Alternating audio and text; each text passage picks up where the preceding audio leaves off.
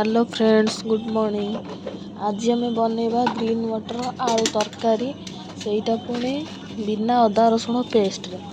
प्रथमे मु कड़ई तेल पकई गरम कर सोरिष जीरा पकई दी, काटिकी रखी पियाज गुड़िक पकई दी, किछि समय फ्राए कर देथिली।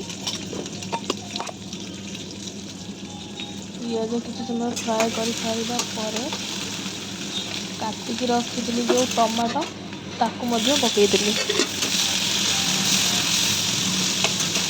टमाटो टी पियाज टमाटो टी भल से जरी आसला पर ये कांदा रसुण मसला पकईदेली। यहाँ लंका गुंड नुह हेले राग लगे आ कलर भी आसो तरकारी। तापर टिके हलदी पकई देथिली, आउ लुण टिके भी पकई देथिली। जितकी तरकारी पे दरकार से लुण पकई देली। तापर ताकू मिक्स कर देथिली। जरी गला परे टिके तापर सब्जी मसला टिके पकई देथिली।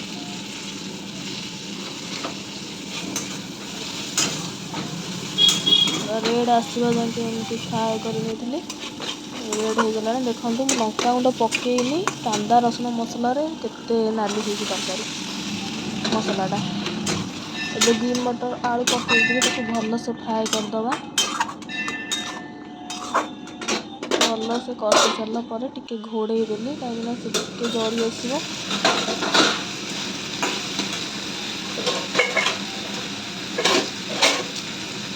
जिते जर तरकारीटा से टेस्ट लगे।